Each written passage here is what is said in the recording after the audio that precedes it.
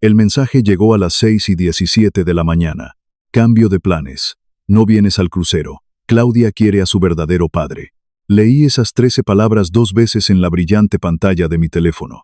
El silencio en la casa era absoluto. Solo se escuchaba el zumbido grave del refrigerador. Dejé lentamente mi taza de café sobre la barra de granito de la cocina. Esa misma barra que había instalado con mis propias manos más de 2 décadas atrás. Fue un sábado sofocante de verano, aquí en Houston, con el calor pegajoso del sur de Texas aplastando el techo. Ese día, Claudia tenía apenas 4 años. Era lo suficientemente pequeña, como para sentarse sobre el mármol fresco y pasarme los tornillos mientras yo ajustaba las bisagras de los gabinetes. Miré la pantalla una vez más. Respondí con solo 4 palabras. Que disfruten el viaje. Luego bloqueé la pantalla y llamé a mi abogado. Sé perfectamente cómo suena eso. Frío, calculador, sin corazón. Tal vez la gente piense que un hombre en mi posición debería luchar por su familia, que debería haber llamado a mi esposa gritando y exigiendo explicaciones, que debería haber conducido a toda velocidad hasta el aeropuerto intercontinental George Bush para hacer una escena frente a las puertas de embarque. Pero yo no tenía fuerzas para el teatro. Cuando pasas 23 años viviendo bajo el peso de nuestra cultura, aprendes algo brutal sobre el familismo. En nuestra comunidad, el machismo a menudo se disfraza de sacrificio silencioso. Aprendes que el valor de un hombre se mide exclusivamente por el sudor de su frente. Se mide por los cheques que firma, por los techos que construye, y por las veces que se traga su propio dolor para mantener cómodos a los demás. Eres el proveedor. Eres la bestia de carga. Mientras pagues las cuentas a tiempo y no exijas nada a cambio, eres el pilar intocable de la casa. Pero, en el instante en que aparece el padre biológico, por muy inútil o ausente que haya sido, tú vuelves a ser un extraño. Vuelves a ser simplemente el hombre que paga las facturas. Mi nombre es Mauricio. Tengo 59 años. Llevo toda mi vida adulta trabajando en la construcción y remodelación de casas en los suburbios de Cypress y Katy. Levanté mi empresa de construcción y remodelación desde cero, empezando con una vieja camioneta oxidada y una caja de herramientas prestada. Y hasta esa misma mañana, habría jurado por mi vida que tenía un buen matrimonio. No uno perfecto, como los de las películas, pero sí uno bueno. Del tipo que no examinas con demasiada atención porque hacerlo te haría sentir desagradecido. Mi maleta ya estaba hecha, y esperaba junto a la puerta principal de roble macizo. Era una maleta azul y rígida. Lucía, mi esposa, me la había regalado la Navidad anterior. Me dijo que mi vieja bolsa de lona de trabajo me hacía parecer un vagabundo en los aeropuertos. Junto a esa maleta, sobre la mesa de caoba del comedor, descansaba un grueso sobre Manila. Aún no lo había guardado en el equipaje. Ese sobre contenía mis registros médicos completos y los resultados de varias pruebas neurológicas. Era un peso oscuro y asfixiante que llevaba cargando completamente solo en mi mente durante 3 meses.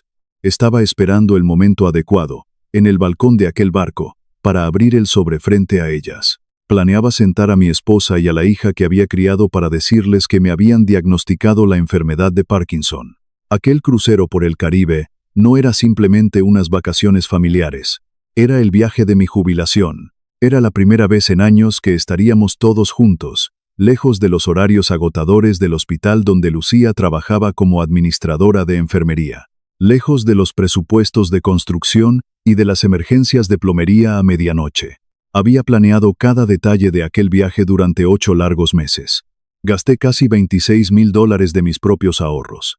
Pagué 2 camarotes de lujo, vuelos de primera clase a Miami, una noche de hotel frente a la playa, antes de zarpar y paquetes de comidas ilimitadas. Compré un seguro de viaje que incluía una cláusula de cancelación por cualquier motivo. Lo hice porque soy el tipo de hombre que siempre da por hecho que el techo empezará a gotear antes de que llueva.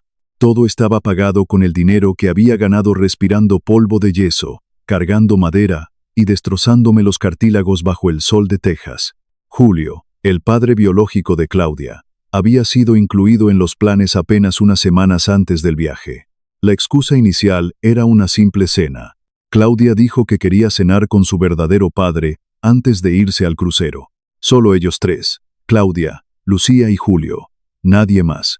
Yo no puse ninguna objeción.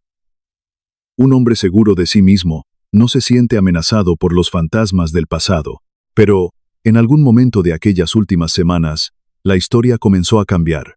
Lucía y Claudia empezaron a murmurar por los pasillos sobre cómo Julio nunca había disfrutado de unas verdaderas vacaciones familiares, sobre cómo el pobre hombre se había perdido tantos momentos importantes y vivía atrapado en un pequeño apartamento alquilado.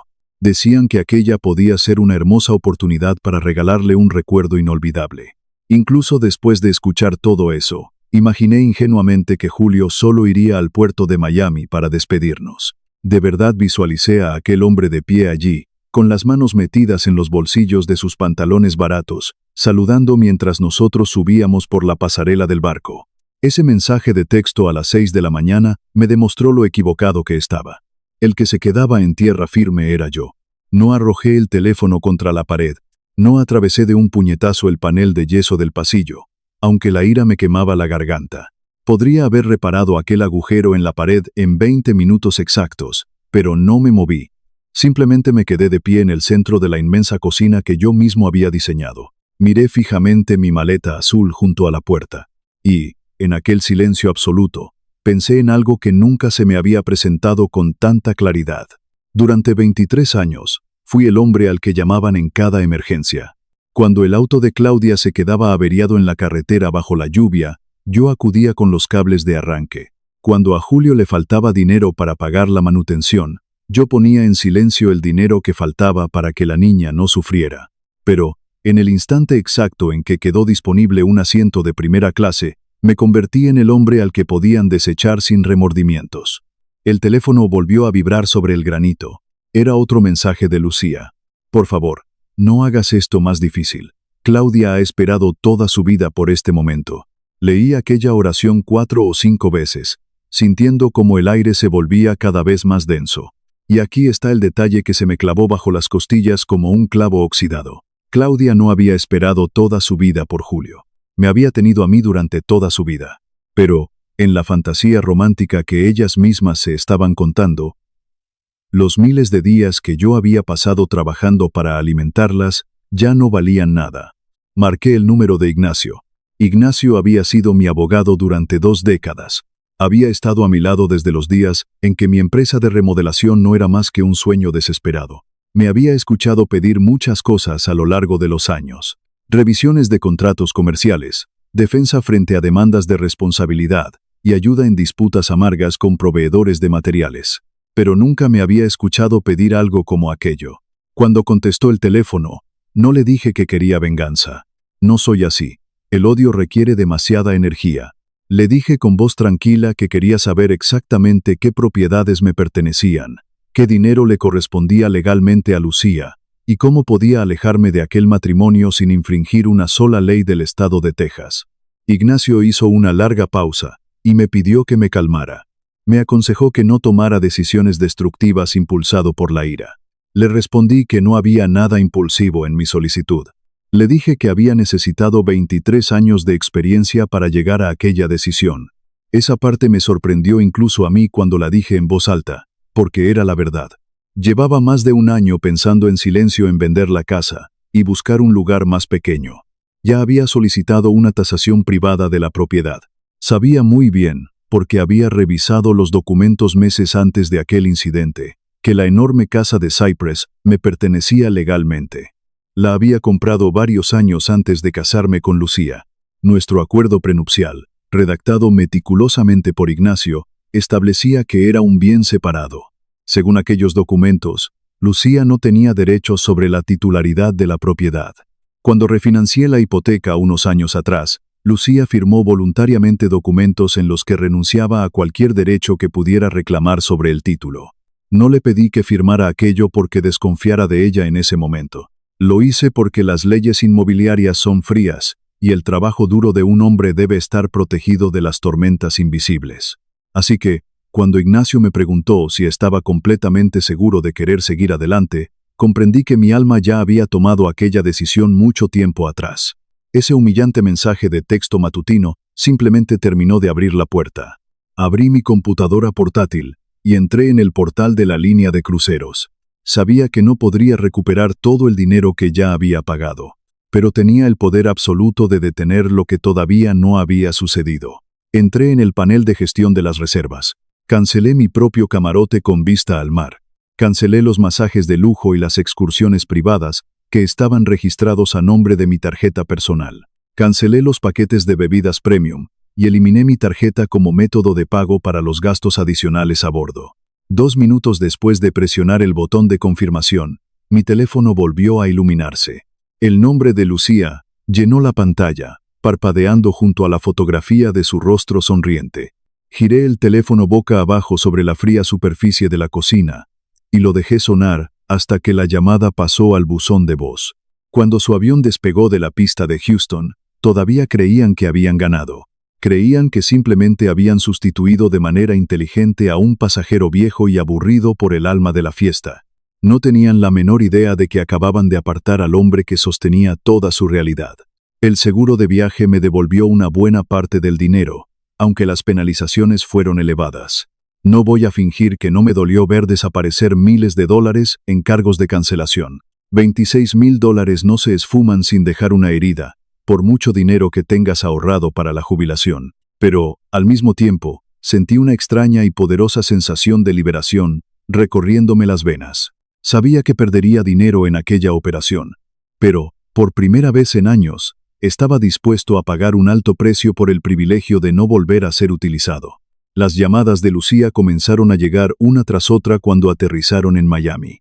1, 2, 6, 8 veces. Al principio, los mensajes de texto intentaban ser conciliadores. Decían cosas como, Mauricio, por favor, no seas así, hablemos como adultos. Pero el tono se volvió rápidamente afilado y venenoso. El hotel frente a la playa acaba de rechazar mi tarjeta, me escribió. Congelaste la cuenta del viaje. Esto es una vergüenza absoluta. Me quedé mirando aquella palabra en la pantalla de mi celular. Vergüenza. Esa fue la reacción de mi esposa. No estaba herida. No estaba confundida, ni preocupada por mi estado físico o mental. Estaba avergonzada de parecer pobre ante el recepcionista del hotel y frente a su exmarido. Unos minutos más tarde llegó el mensaje de Claudia. No tienes que castigarnos a todos solo porque te sientes excluido, escribió la hija que yo había criado como si fuera mía. Leí aquella oración sentado completamente solo en una casa de 4 dormitorios que, de repente, se sentía inmensa y vacía. Ni una sola vez preguntó si yo estaba enfermo o triste.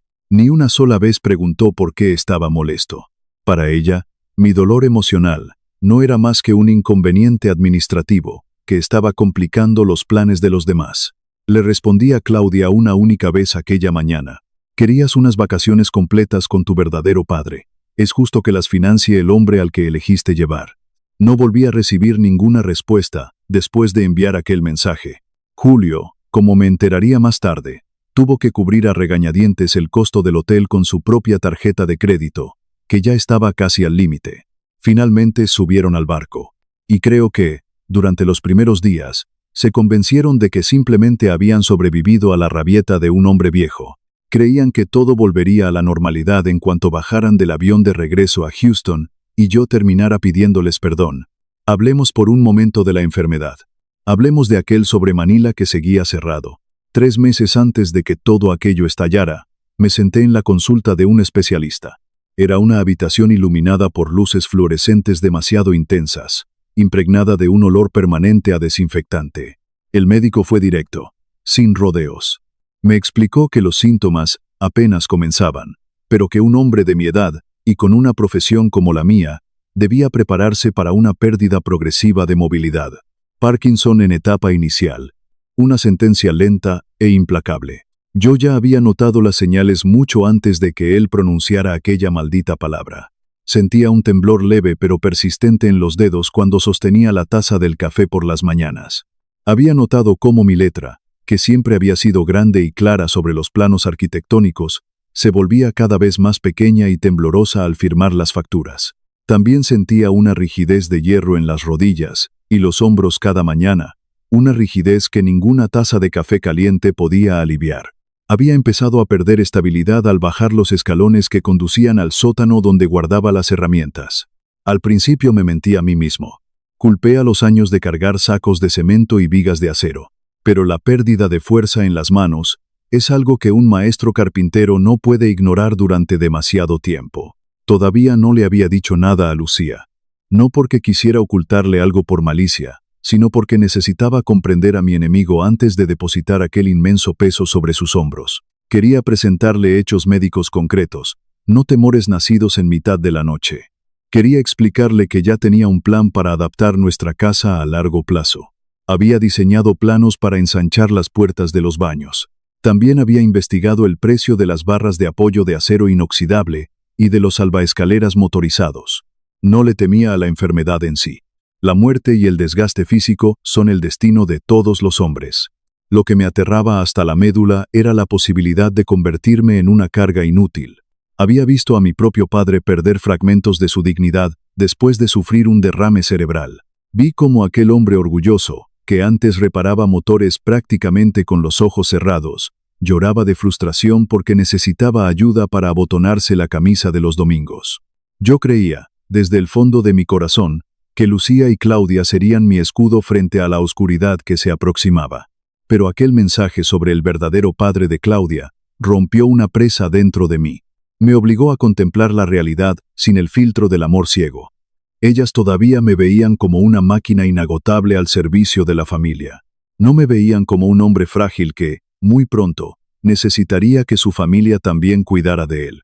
Recordé que, varios meses antes del viaje, Lucía había notado el temblor de mis manos durante una cena. ¿Estás seguro de que quieres jubilarte ya?, me preguntó, frunciendo el ceño. Te vuelves irritable cuando no estás trabajando en alguna casa. Nunca me preguntó si me encontraba bien.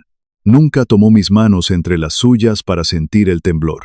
Su única preocupación parecía ser que mi cambio de rutina alterara la comodidad de su propia vida.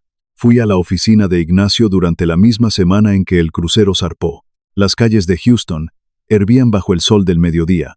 El aire acondicionado del despacho de Ignacio fue un alivio helado frente a la presión que sentía en el pecho.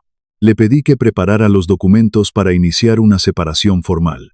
También le pedí que revisara todas las cuentas compartidas y que separara legalmente mis fondos personales para impedir que siguieran utilizándose en gastos que yo no había autorizado. Confirmamos que el título de la casa de Cypress no tenía gravámenes pendientes y que la propiedad figuraba como un bien que yo había adquirido antes del matrimonio. Ignacio volvió a revisar el acuerdo prenupcial, los documentos de la refinanciación y todas las firmas relacionadas con la propiedad. Me dejó claro que cualquier venta tendría que realizarse siguiendo estrictamente los requisitos legales aplicables en Texas. Aún así, después de revisar el expediente completo, comenzó a preparar el proceso para transferir la propiedad lo antes posible. Fui agresivo con el precio.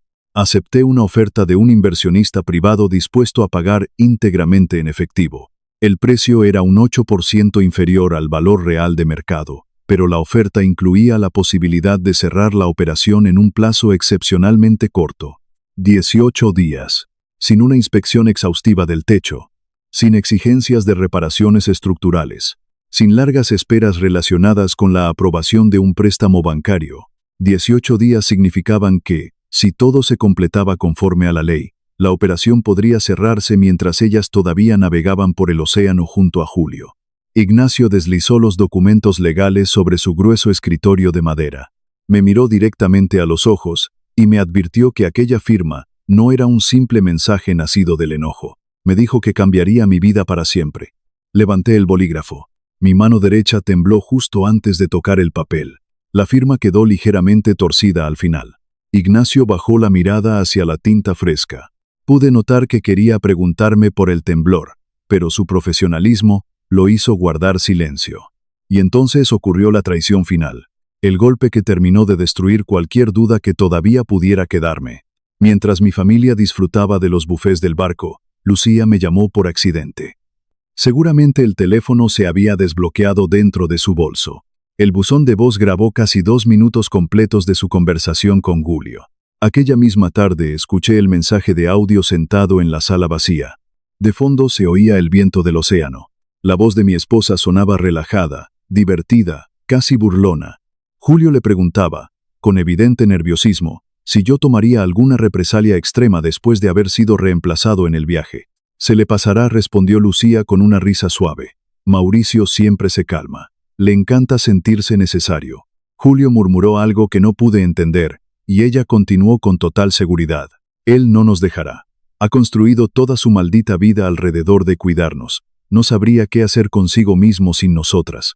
Dejé el teléfono sobre la mesa y me quedé mirando la pared. Aquellas palabras me hicieron más daño que cualquier insulto directo o cualquier infidelidad física, porque mi esposa no se equivocaba sobre el hombre que yo había sido hasta entonces. Me conocía a la perfección. Conocía mis puntos débiles, mi orgullo de proveedor y mi profundo sentido de la responsabilidad. El problema era que solo valoraba las partes de mi identidad de las que podía sacar provecho. El proceso de vaciar la casa fue una operación clínica. No lloré sobre la ropa vieja ni destruí nada por despecho. Contraté una empresa de mudanzas profesional. Llegaron 8 hombres de aspecto serio, cargados con rollos de plástico protector y gruesas cajas de cartón. Los supervisé en silencio. Empacaron los costosos vestidos de Lucía. También los zapatos que yo le había comprado. Guardaron los álbumes de fotografías de nuestras vacaciones, aquellas en las que yo casi siempre sostenía la cámara para que los demás pudieran posar. Empacaron todas y cada una de las pertenencias de Claudia. Todo fue transportado cuidadosamente a una gran bodega climatizada en el lado oeste de la ciudad. Pagué 6 semanas de alquiler por adelantado para asegurarme de que sus cosas no terminaran en la calle. No toqué nada que no me perteneciera. Todo lo que decidí conservar para mi nueva vida cabía fácilmente en la parte trasera de mi camioneta de trabajo, la pesada caja de herramientas de hierro que había pertenecido a mi difunto padre, un lápiz de carpintero rojo y gastado que había utilizado desde que fundé la empresa, el sobremanila que contenía mis registros médicos relacionados con la enfermedad de Parkinson, y una sola fotografía impresa. En ella, Claudia tenía 7 años y dormía profundamente apoyada en mi hombro después de salir de la sala de emergencias con una fiebre terrible.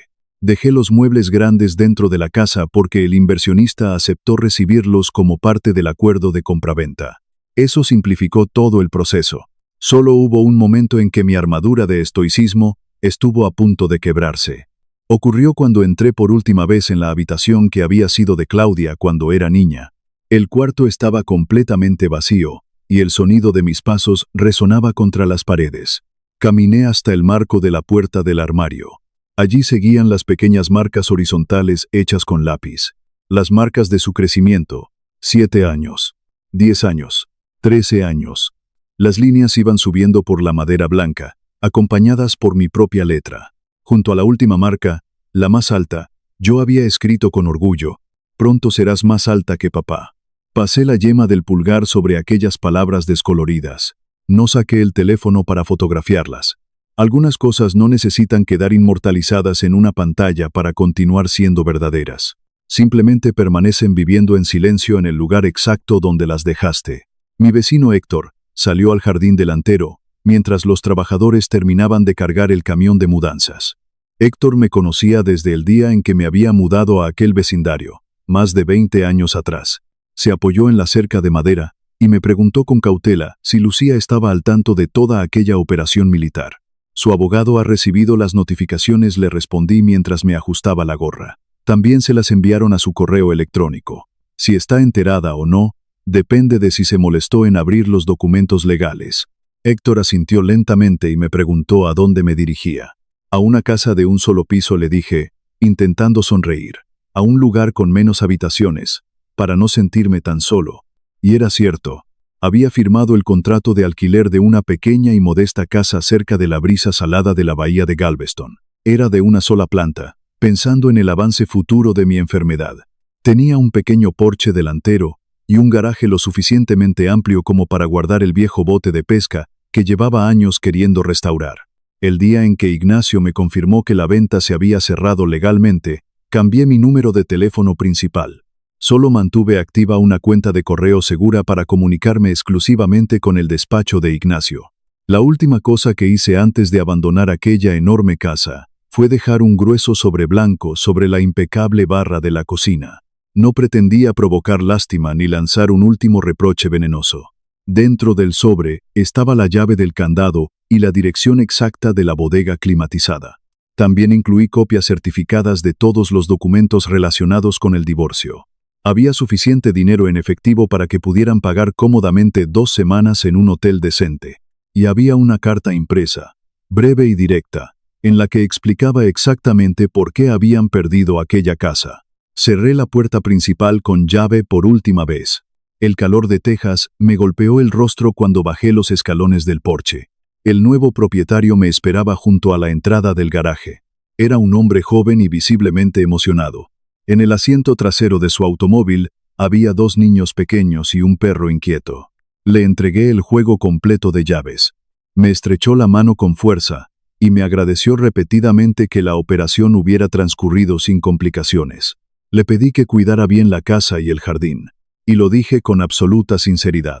Subí a mi camioneta, encendí el motor y tomé la carretera hacia el sur. No las había dejado en la calle ni sin alternativas. Todas las notificaciones legales habían sido debidamente entregadas. Sus pertenencias personales estaban intactas dentro de una bodega segura. También tenían libertad para empezar a asumir la responsabilidad de sus propias vidas. Lo único que había dejado de proporcionarles era mi propia persona. Mientras conducía por la autopista y me alejaba de los suburbios, dejando atrás 23 años de trabajo que nunca había sido valorado, mi teléfono emitió un sonido nítido desde el asiento del pasajero. Era una notificación de una red social. La pantalla mostraba una nueva fotografía de Claudia tomada desde el crucero. Estaba apoyada en la barandilla de la cubierta superior, con el brillante océano azul a sus espaldas. Sonreía ampliamente mientras abrazaba a su madre y a Julio. El texto de la publicación decía: el viaje familiar que debimos haber hecho hace años. Ahí estaban, brindando bajo el abrasador sol del Caribe, convencidos de que habían triunfado sobre mi autoridad moral. No sabían que, a miles de kilómetros de distancia, todo aquello que sostenía su seguridad financiera y el techo que las protegía acababa de ser desmantelado hasta los cimientos. Mientras la brisa salada de Galveston iba borrando de mi mente el recuerdo de aquella fotografía, las primeras grietas comenzaron a aparecer en el paraíso que ellas mismas habían construido en medio del océano. Julio siempre había sido un fantasma, que aparecía únicamente en las fiestas, los cumpleaños y las fotografías. Nunca había sabido lo que significaba permanecer despierto a las 3 de la mañana, intentando bajar una fiebre, o limpiar el desastre que deja un niño enfermo. En el espacio cerrado de aquel barco, su absoluta incompetencia como padre y como adulto responsable se volvió imposible de ocultar. Cuando el mesero llevó la primera cuenta por las bebidas premium que no estaban incluidas en el paquete, Julio dirigió inmediatamente la mirada hacia el horizonte, fingiendo estar distraído. También se negó rotundamente a pagar el acceso a Internet satelital del barco, y se quejó en voz alta de los precios abusivos frente a los demás pasajeros. Cuando Claudia le propuso con entusiasmo hacer una excursión para nadar con mantarrayas en las Bahamas, él le respondió con frialdad que ya era lo suficientemente mayor como para pagarse sus propios caprichos. El golpe definitivo para la ilusión de Claudia llegó una noche durante la cena, bajo las elegantes lámparas de cristal del comedor principal. Claudia intentó acercarse a él, recordando algunos episodios de su infancia. Le habló de cuando tenía 12 años, y pasó 3 días en el hospital, debido a una apendicitis grave que estuvo a punto de causarle complicaciones. Le preguntó si recordaba lo asustada que estaba antes de entrar al quirófano. Julio esbozó una sonrisa rígida y asintió. Dijo que lo recordaba perfectamente y que había rezado mucho por ella. Claudia lo miró directamente a los ojos y le preguntó en qué hospital de Houston la habían operado. Julio se quedó en blanco. Murmuró algo genérico acerca de que todos los hospitales del centro de la ciudad se parecían por dentro. Yo sí sabía la respuesta. Había pasado 3 noches seguidas durmiendo en una rígida silla de plástico junto a su cama, todavía vestido con mi ropa de trabajo y mis botas con casquillo de acero. Permanecí allí respirando aquel olor a yodo y desesperación, sosteniendo su pequeña mano mientras se le pasaba el efecto de la anestesia. El 7º día del viaje por el Caribe, un correo electrónico del despacho de Ignacio llegó directamente a la bandeja de entrada de Lucía. El asunto del mensaje decía claramente: notificación legal urgente sobre la disolución y división de bienes conyugales. Lucía vio la notificación en la brillante pantalla de su teléfono mientras tomaba el sol en la cubierta superior. Mucho después, me enteré de que ni siquiera se molestó en abrir el archivo adjunto para leer su contenido. Simplemente apagó la pantalla y le comentó a Julio, con una sonrisa despectiva, que yo estaba haciendo un berrinche infantil. Según la visión que Lucía tenía del mundo, los hombres como yo, los hombres latinos criados bajo el mandato estricto de medir su valor mediante el trabajo y la capacidad de mantener a su familia, nunca reunían el valor suficiente para marcharse de verdad. Julio estuvo de acuerdo con ella y le sirvió otra copa. Le aseguró que yo terminaría cediendo y pediría perdón en cuanto ellas regresaran a casa y me castigaran dejándome de hablar. Regresaron a Houston un martes por la tarde. El calor húmedo y sofocante del sur de Texas las recibió como un golpe al cruzar las puertas automáticas del aeropuerto. Tomaron un taxi hasta la calle arbolada de Cypress, donde yo había dejado atrás mi vida entera. Durante el trayecto, Lucía pensaba tranquilamente en las palabras que utilizaría primero para castigarme y después para concederme su perdón. Todavía creía, desde el fondo de su arrogancia, que conservaba el control absoluto sobre mi vida. El taxi giró lentamente hacia nuestra antigua y conocida calle. Claudia fue la primera en notar que algo no encajaba en aquella escena. Le preguntó a su madre a quién pertenecía el vehículo desconocido que estaba estacionado frente a la casa. Una camioneta familiar, muy distinta de mi vieja camioneta de trabajo, se encontraba aparcada justo delante del garaje. 2 bicicletas infantiles estaban tiradas despreocupadamente sobre el césped que yo solía cortar todos los sábados por la mañana. Las pesadas cortinas oscuras de la sala, aquellas costosas cortinas que Lucía había elegido personalmente 10 años atrás, habían desaparecido. En su lugar, alguien había instalado unas persianas blancas y sencillas que permitían el paso de la luz de la tarde. Lucía bajó del taxi, casi corriendo, y avanzó apresuradamente hacia la puerta de roble macizo. Sacó las llaves del bolso e intentó introducir una de ellas en la cerradura dorada. La llave ni siquiera entró en el cilindro. Antes de que pudiera golpear la puerta con el puño, ésta se abrió desde el interior. Un joven completamente desconocido, vestido con ropa informal y con un niño asomándose tímidamente detrás de sus piernas, la observó con profunda confusión. Lucía levantó la voz de inmediato. Le exigió que explicara qué hacía dentro de su casa y amenazó con llamar a la policía. El joven mantuvo la calma, retrocedió un paso y le explicó con firmeza que él era el nuevo propietario legal de la vivienda. Le informó que la compraventa se había formalizado hacía más de una semana mediante una operación en efectivo y a través de la compañía de títulos correspondiente. Lucía se negó a creerlo. Estaba convencida de que aquello era una broma de mal gusto o alguna maniobra ilegal que yo había organizado para asustarla. Llamó a la policía desde la acera, bajo el sol implacable de la tarde. Cuando llegó una patrulla del condado con las luces encendidas, los agentes le pidieron que tuviera paciencia y revisaron los documentos presentados por el nuevo propietario. También consultaron los registros inmobiliarios del condado desde la computadora del vehículo policial. Toda la documentación estaba legalmente en orden. El agente de mayor rango se acercó a Lucía, se quitó las gafas de sol y le pidió con educación, pero con firmeza, que se retirara de una propiedad privada que ya no le pertenecía. No hubo gritos de mi parte. No hubo maletas arrojadas al jardín en un ataque de furia o desesperación. Solo existían la fría aplicación de la ley y las consecuencias directas de las decisiones que ellas habían tomado. El nuevo propietario, sintiendo algo de compasión por la humillante escena que se desarrollaba frente a su casa, entró durante unos instantes y regresó con el grueso sobre blanco que yo había dejado sobre la barra de la cocina. Caminó hacia Claudia y se lo entregó. Ella lo abrió con los dedos temblorosos. Dentro encontró la llave del candado y la dirección exacta de la bodega climatizada cuyo alquiler estaba pagado por 6 semanas. También encontró el dinero en efectivo suficiente para cubrir 2 semanas en un hotel decente. Y allí estaba mi carta. Era una carta escrita a máquina en la que explicaba claramente que no había vendido aquella propiedad por simple venganza. Decía que había vendido la casa que compré con mi propio dinero antes de casarme, la misma que había mantenido durante 23 años, y que ya tenía pensado abandonar porque mi salud estaba cambiando de manera irreversible. En el último párrafo les explicaba, sin insultarlas, que me negaba a seguir financiando una vida en la que se me trataba como un objeto desechable cada vez que el pasado llamaba a la puerta. Lucía leyó la carta por encima del hombro de su hija. El color desapareció de su rostro y la dejó pálida, casi sin aliento. Dominada por el pánico, se volvió hacia Julio. El verdadero padre. el hombre por quien me habían apartado y humillado frente a nuestra comunidad. Con la voz quebrada, Lucía le dijo que necesitaban quedarse durante unos días en su apartamento del centro, al menos hasta que sus abogados consiguieran resolver aquel gigantesco malentendido. Julio dio un paso atrás. Retrocedió físicamente, alejándose de ellas.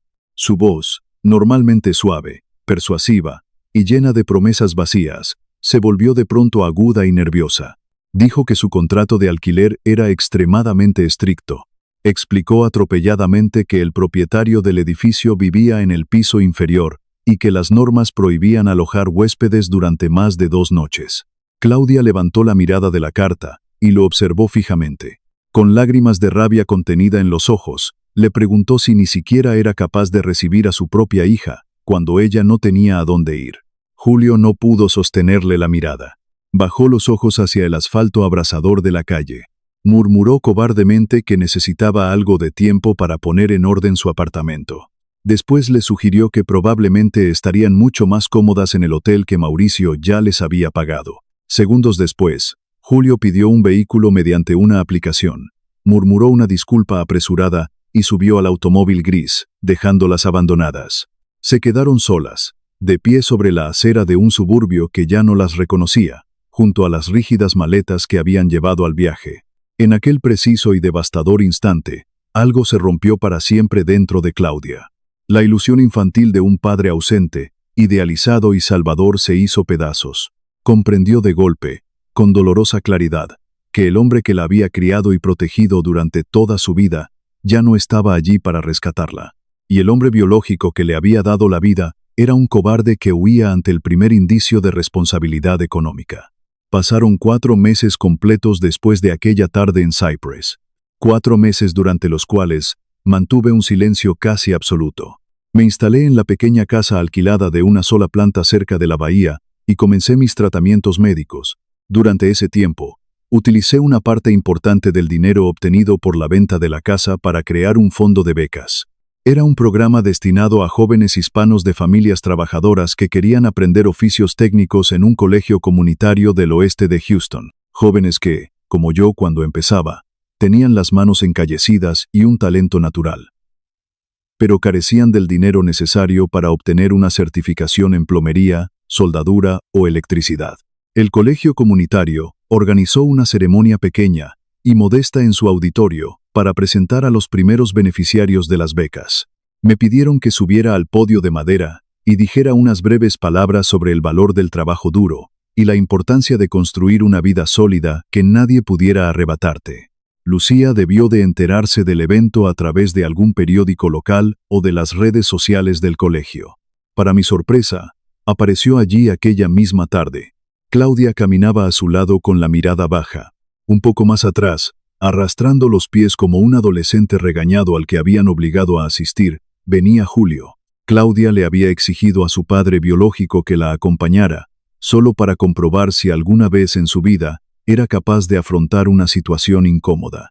Cuando bajé del pequeño escenario y la multitud de estudiantes comenzó a dispersarse hacia las mesas donde servían café, Lucía cruzó el pasillo y se acercó a mí.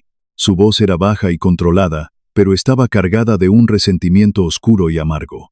Me miró a los ojos y dijo que yo tenía suficiente dinero guardado para regalar becas de miles de dólares a completos desconocidos, pero que había sido capaz de dejar a mi esposa y a mi hija en la maldita calle. No retrocedí ante su mirada.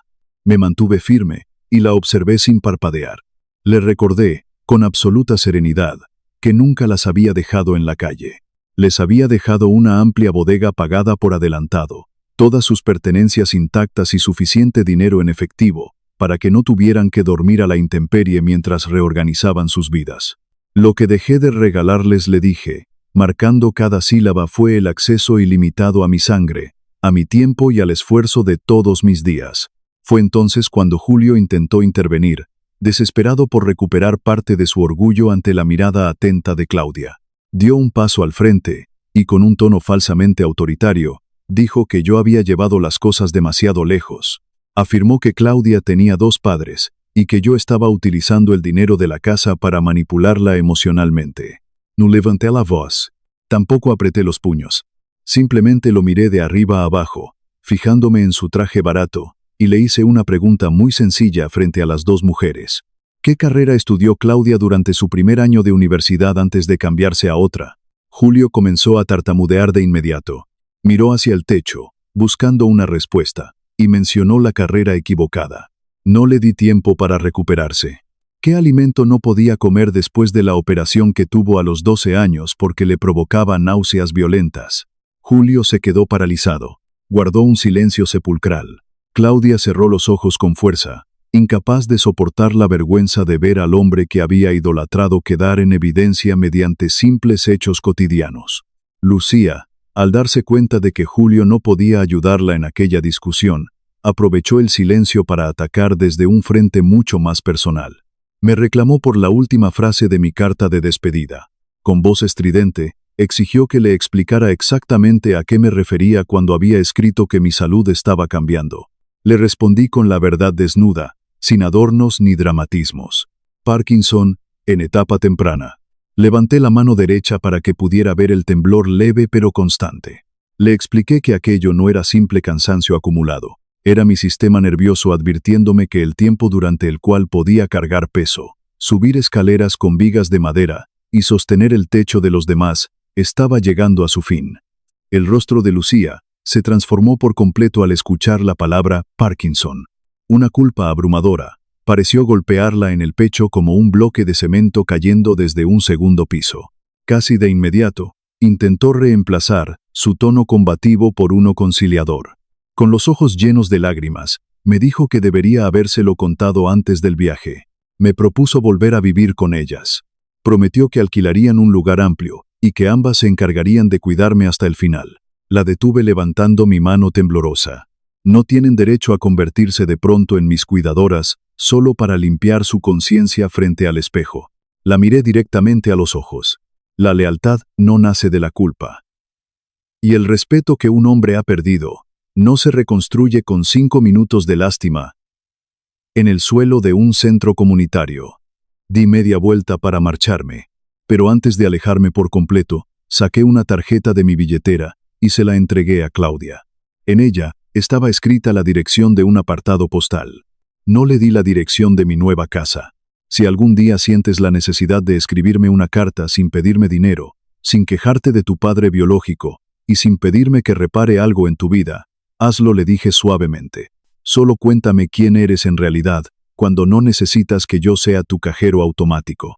Claudia asintió en silencio, con las lágrimas corriendo por sus mejillas. Después me alejé hacia la salida. Ha pasado un año entero desde aquella confrontación en el auditorio. Sigo viviendo en mi pequeña casa alquilada cerca de las aguas saladas de la bahía de Galveston. No voy a mentirles, mi vida no es un paraíso libre de dolor. Hay mañanas grises en las que el temblor de mi mano derecha es tan intenso que derramo la mitad del café sobre la mesa antes de poder beberlo. Hay días en los que la nueva medicación neurológica me deja la mente envuelta en una niebla espesa y vuelve mis movimientos dolorosamente lentos. He tenido que aprender, a la fuerza, y tragándome grandes pedazos de orgullo, a recibir ayuda en lugar de ser siempre quien la ofrece. Mi viejo vecino Héctor conduce desde Houston de vez en cuando. Se sienta conmigo en el porche y me ayuda a apretar los tornillos rebeldes del motor de mi viejo bote de pesca, cuando mis dedos rígidos dejan de responder. Pero la profunda tranquilidad que habita entre las paredes de esta pequeña casa vale más que todo el oro del mundo. El silencio ya no se siente como una soledad impuesta. Se siente como un espacio limpio en el que puedo respirar. Poco a poco, he aprendido a organizar mi tiempo y mis energías en función de lo que necesita mi propio cuerpo, y no de las interminables exigencias económicas de otras personas. Por fin he dejado de medir mi valor como hombre por la cantidad de agotamiento físico y abuso emocional que soy capaz de soportar en nombre de la familia. Lucía se mudó a un pequeño y ruidoso departamento de un dormitorio al otro lado de la ciudad. Tuvo que pedir más turnos nocturnos en el hospital para poder llegar a fin de mes.